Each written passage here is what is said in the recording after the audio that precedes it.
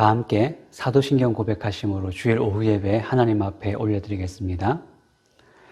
전능하사 천지를 만드신 하나님 아버지를 내가 믿사오며 그 외아들 우리 주 예수 그리스도를 믿사오니 이는 성령으로 잉태하사 동정녀 마리아에게 나시고 본디오 빌라도에게 고난을 받으사 십자가에 못 박혀 죽으시고 장사한 지 사흘 만에 죽은 자 가운데서 다시 살아나시며 하늘에 오르사 전능하신 하나님 우편에 앉아 계시다가 저리로서 산자와 죽은 자를 심판하러 오시리라. 성령을 믿사오며 거룩한 공회와 성도가 서로 교통하는 것과 죄를 사하여 주시는 것과 몸이 다시 사는 것과 영원히 사는 것을 믿사옵나이다. 아멘. 찬송가 347장 함께 찬송하겠습니다. 347장입니다.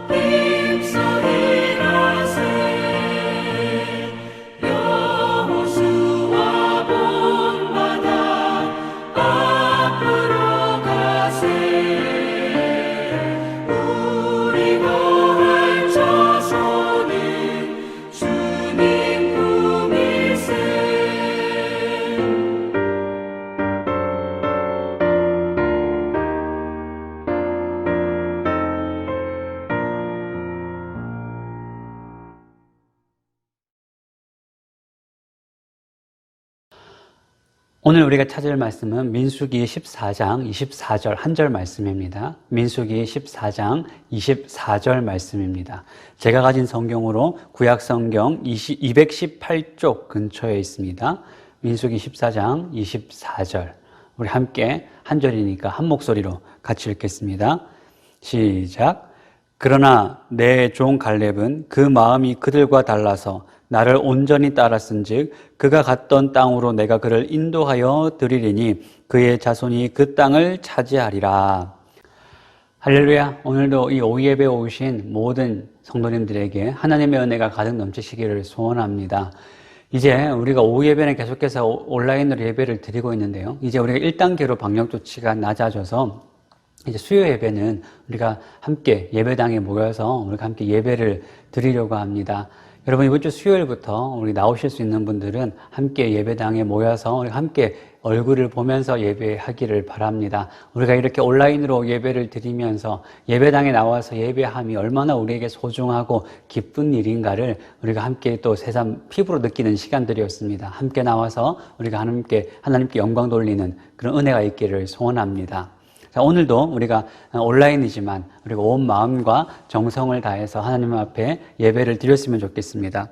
요즘 이제 코로나가 장기화되다 보니까 우리가 이제는 익숙한 표현이죠. 코로나 블루라는 말이 있습니다. 아마 많은 분들이 자주 들어보셨을 것입니다. 코로나 블루라는 것은 이 계속되는 이 코로나 상황 때문에 우리가 답답함을 호소하고 마음이 그냥 우울해지기도 하고 쉽게 화가 나는 모든 현상, 이 감정적인 이 깊은 다운, 깊은 이 우울한 이 모든 것을 통틀어서 우리는 코로나 블루라고 이야기를 합니다. 많은 전문가들이 하는 말이 뭐냐면 이제 사람은 이렇게 코로나 블루와 같은 이 코로나 상황 때문에 우리의 감정과 생활이 영향을 받듯이 사람은 환경의 지배를 받는다라고 이야기를 합니다. 그렇기 때문에 우리는 이 환경을 개선하고 주변 환경을 바꾸는 일에 힘써야 된다라고 주장하는 사람들이 많이 있습니다. 물론 우리는 주변 환경에 많은 영향을 받습니다. 물론 환경이 중요하죠. 그러나 여러분, 모든 사람이 다 환경에 깊은 영향을 받는 것은 또 아닙니다. 어떤 사람은 똑같이 가난한 환경에서 태어났는데 그 가난을 극복하는 사람이 있는가 하면 그 가난 속에서 또 똑같은 환경인데 낙심하고 실망하고 좌절하여 그 인생을 그냥 허비해버리는 사람들도 있습니다. 그러니까 똑같은 환경이지만 사람들마다 저마다의 이 반응이 서로 다르다는 것이죠. 그렇기 때문에 여러분, 환경이 똑같다고 해서 그 사람의 반응과 삶이 다 똑같은 것은 아닙니다. 결국은 환경의 문제가 아니라, 환경도 중요하지만 그것보다 더 근본적인 문제는 무엇이냐면 그 환경에 반응하는 우리의 생각과 마음의 문제라는 것을 우리가 알 수가 있습니다. 그러니까 우리가 지금 행동하는 모든 행동은 우리의 생각의 결과입니다. 여러분들이 지금 이 자리에 예배를 드리고 계신데 우리가 함께 이 예배를 드릴 때 여러분들이 지금 이 자리에 앉아있는 이유는 무엇입니까? 오늘은 주일이니까 하나님 앞에 예배를 드려야지. 그리고 지금은 오후 예배 시간이야. 이 생각을 가지고 있으니까 우리의 행동이 바뀌는 것입니다. 우리의 행동이 예배의 자리에 지금 나와 있는 것이죠. 그런데 여러분들은 지금 머리로는 지금 나는 이제 마트를 가야 돼. 마트를 가야지 라고 하면서 이 예배의 자리에 나와 계신 분들이 계십니까? 그럼 이 사람은 어떤 사람이죠? 자기가 하는 생각과 자기가 하는 이 행동이 서로 다른 거죠. 나는 마트를 가야 된다. 그런데 지금 우리가 이 자리에 앉아 있어요. 그러면 어떻게 되겠습니까? 생각과 행동이 다르니까 이건 병이죠. 이걸 우리는 전문적으로 뭐라고 이야기합니까? 치매라고 이야기를 하는 것입니다. 그러니까 결국 우리의 행동은 뭐의 지배를 받습니까? 우리의 생각과 우리의 마음의 지배를 받게 되어 있습니다. 결국 우리가 어떤 생각을 하고 어떤 마음을 가지고 있는가가 우리의 삶을 결정하고 우리의 삶의 반응을 결정하게 되는 것입니다. 오늘 우리가 읽은 이 본문도 바로 이 생각의 차이로 이 결과가 극명하게 달라진 사람들의 이야기를 우리에게 보여주고 있습니다. 오늘 우리가 한 절의 말씀을 읽었지만 결국 이 오늘 본문의 배경은 저 민수기 앞장으로부터 이어집니다. 우리가 너무나도 잘 아는 사건이죠. 하나님께서 이스라엘 백성들을 출애굽시키신 다음에 시내산에서 언약을 맺으시고 이제 드디어 이스라엘 백성들이 하나님께서 가라고 하는 그 가나안 땅으로 행진을 합니다. 그리고 가나안 땅 입구에 도착을 했어요. 하나님께서 명령하십니다. 각 지파마다 한 명씩 대표를 뽑아서 12정탐꾼을 가나안 땅을 먼저 정탐하게 하라라는 것입니다. 그래서 12정탐꾼이 40일 동안 가나안 땅을 정탐하고 다시 돌아왔습니다. 이제 각각 자기들이 본 것을 보고하기 시작합니다. 그런데 똑같은 사람들이 똑같은 땅을 보고 왔는데 그 땅에 대한 평가가 극명하게 갈리는 것입니다. 10명의 정탐꾼들은 그 땅에 대해서 악평하기 시작합니다. 이렇게 이야기하죠. 이스라엘 자손 앞에서 그 정탐한 땅을 악평하여 이르되 우리가 두루 다니며 정탐한 땅은 그 거주민을 삼키는 땅이요 거기서 본 모든 백성은 신장이 장대한 자들이며 거기서 네피림 후손인 아낙 자손의 거인들을 보았나니 우리는 스스로 보기에도 메뚜기 같으니 그들이 보기에도 그와 같았을 것이니라. 이렇게 악평하면서 우리가 들어가지 못한다. 우리가 스스로 우리를 평가해도 우리는 메뚜기와 같다라고 평가합니다. 그런데 이들과 전혀 반대의 의견을 내는 사람들이 있습니다. 갈렙과 여호수아입니다. 이렇게 이야기합니다. 갈렙이 모세 앞에서 백성을 조용하게 하고 이르되 우리가 곧 올라가서 그 땅을 취하자 능히 이기리라 하나라고 이야기합니다. 그러니까 지금 무슨 내용입니까? 10명의 정탐꾼은 안 된다는 것입니다. 이 싸움은 우리가 가망이 없고 질 게 뻔한 싸움, 싸워봤자 뻔하다는 것입니다. 그런데 여호수아와 갈렙은 지금 마음이 급합니다. 어서 들어가자라는 거예요. 어서 들어가서 싸우자, 빨리 그 땅을 차지하자라고 이야기를 하고 있습니다. 여러분, 왜 이렇게 반응이 서로 갈라지는 것일까요? 갈렙과 여호수아가 현실 파악도 못하고 주제 파악도 못하고 그냥 마음만 급해서, 마음만 앞서서 그러는 것일까요? 하나님은 지금 누구의 편을 들어주고 계십니까?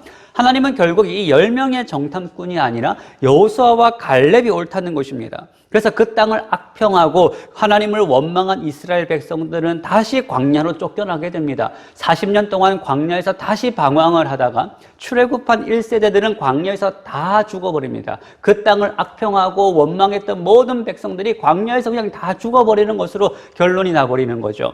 오직 여호수아와 갈렙만이 그 땅에 들어가는 은혜를 얻습니다. 그러면 여러분, 무엇이 이렇게 극명하게 갈리는 이 결과를 만들어내게 되었을까요? 하나님께서는 이 차이를 오늘 본문에서 이렇게 말씀하고 계십니다. 그러나 내 종 갈렙은 그 마음이 그들과 달라서 갈렙의 마음이 그들과 달랐다라고 이야기합니다. 이런 극단적인 차이를 가져온 결과가 무엇인가? 똑같은 것을 보고, 똑같은 땅을 보고, 똑같은 상황이고, 똑같은 조건의 사람들입니다. 그런데 어떤 문제 때문에 이렇게 서로가 극명하게 갈라질 수밖에 없는 운명인가? 이유는 한 가지, 그 마음이 달랐다라는 것입니다.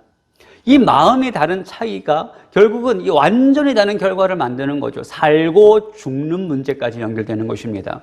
그러면 여기서 지금 갈렙의 마음이 달랐다라고 하는데, 그러면 마음이 달랐다는 것은 무슨 뜻이겠습니까? 마음이 달랐다라는 것을 원문 그대로 다시 번역하면 그 영이 달랐다라는 것입니다. 그러니까 갈렙과 여호수아가 가지고 있는 영이 다르고 나머지 10명의 정탐꾼들이 가지고 있는 그 영이 달랐다라는 것이죠. 그러면 갈렙과 여호수아가 가지고 있던 그 영은 어떤 것을 말합니까? 성령을 말하는 것입니다. 성령을 가진 거예요. 성령께서 그 마음을 인도해 주신 거죠. 다른 말로 하면 하나님의 영을 소유한 사람들입니다. 나머지 10명의 정탐꾼은 그러면 어떤 영을 가진 것입니까? 세상의 영, 육신의 영을 가진 것입니다. 그래서 갈렙과 여호수아는 성령의 말씀에 순종하고 그 말씀을 듣고 그 말씀에 순종했지만 나머지 사람들은 성령의 소리가 아니라 세상의 소리, 사단의 소리, 육신의 소리에 귀를 기울이니까 결국은 이 차이, 어떤 영을 소유했느냐의 이 차이가 완전한 다른 결과를 지금 만들어내고 있는 것이죠. 대부분의 사람들은 그 땅의 현실을 보고 다 안 된다는 것입니다. 우리가 망한다, 죽는다. 다 평가가 어떻습니까? 눈에 보이는 대로 판단하는 것입니다. 자기 눈에 보이는 대로 판단하고 자기가 경험되는 그대로 생각하고 그렇게 그냥 결정해버린 것입니다.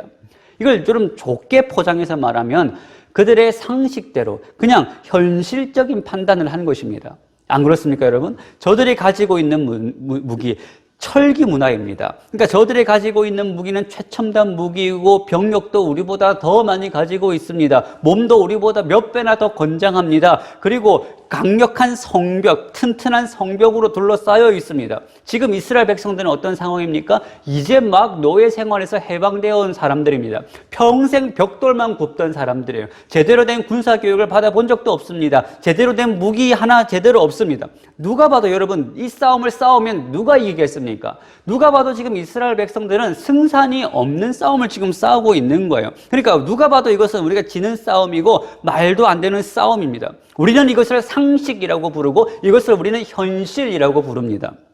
그런데 여호수아와 갈렙은 왜 이긴다는 것입니까? 현실을 몰라서 그렇습니까? 그냥 이들이 이상주의자이기 때문에 그런 거예요?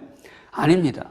그 누구보다도 갈렙과 여호수아는 현실적인 사람들입니다. 누구보다도 상식적입니다. 그런데 왜 갈렙과 여호수아는 이렇게 반응을 합니까? 그것이 하나님의 약속이기 때문에 그렇습니다. 그것이 하나님의 명령이에요. 하나님께서 주신다고 말씀했기 때문에 이것을 믿은 것입니다. 그러니까 여호수아와 갈렙은 현실은 그렇지만, 객관적인 사실은 그렇지만, 그러나 그것이 하나님의 말씀이니까 하면서 현실이 아니라 하나님의 말씀으로 그 시선을 지금 옮겨가고 있는 것입니다. 하나님께서 주신다고 했으니까, 하나님께서 가라고 하셨으니까, 하나님께서 차지하라고 하셨으니까 우리가 간다라는 것이죠. 여러분, 이것이 바로 믿음입니다. 그것이 하나님의 말씀이니까 있는 그대로를 믿고 신뢰하는 것이죠. 여러분, 믿음이란 무엇입니까?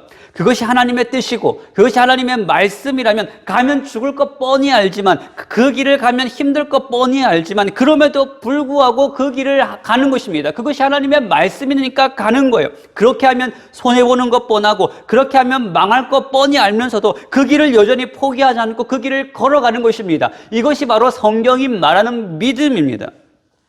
그런데 여러분, 이 믿음이라는 것은 그냥 만들어지는 것이 아니죠. 내가 믿을 거야, 난 잘 믿어야지, 이런 결단과 이런 헌신만으로 우리가 믿을 수 있는 것이 아닙니다. 우리의 영이 바뀌어야 되는 것입니다. 우리의 마음이 완전히 새롭게 되어야 되는 거예요. 그러면 누가 이 영과 마음을 새롭게 하십니까? 우리 안에 계시는 성령께서 우리의 마음을 바꾸어 주셔야 되는 것입니다. 성령께서 우리의 마음을 지배하셔야 되는 거예요. 성령께서 우리의 마음을 지배하시는 것을 우리는 뭐라고 부릅니까? 성령 충만이라고 우리는 부르죠.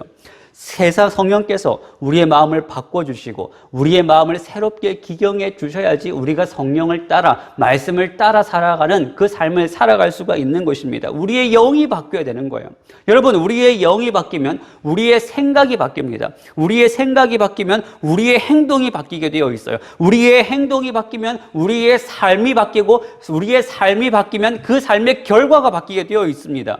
그래서 로마서 8장 5절에서 이렇게 이야기하죠.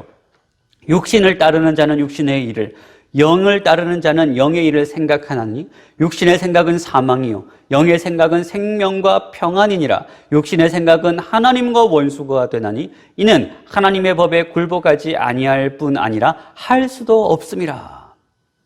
여러분, 이 영적인 싸움, 영적인 전쟁은 우리의 행동의 문제가 아닙니다. 우리의 생각이고 우리의 마음의 문제인 거죠. 영을 따라 살아가는 사람은 영의 일을, 육신의 일을 따라 살아가는 사람은 육신의 일을 생각한다고 이야기합니다. 영의 일은 말씀을 따라 살아가는 것이고 하나님이 기뻐하는 일을 하는 것이고, 육신의 일은 내가 좋아하고 내가 기뻐하는 일을 따라가는 것입니다.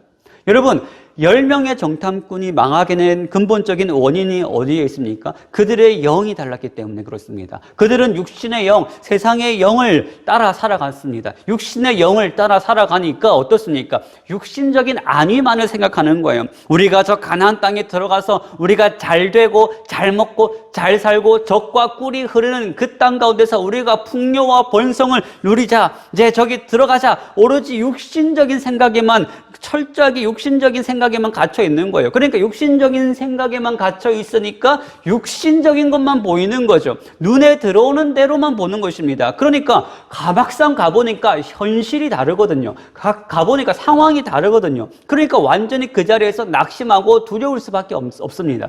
눈에 보이는 모든 것으로 판단해버리고 눈에 보이는 모든 것으로 결정해버리는 것입니다. 여러분, 우리는 영의 일을 볼 수 있어야 됩니다. 하나님의 일을 볼 수 있어야 돼요. 성령의 인도를 받아야 되는 것입니다.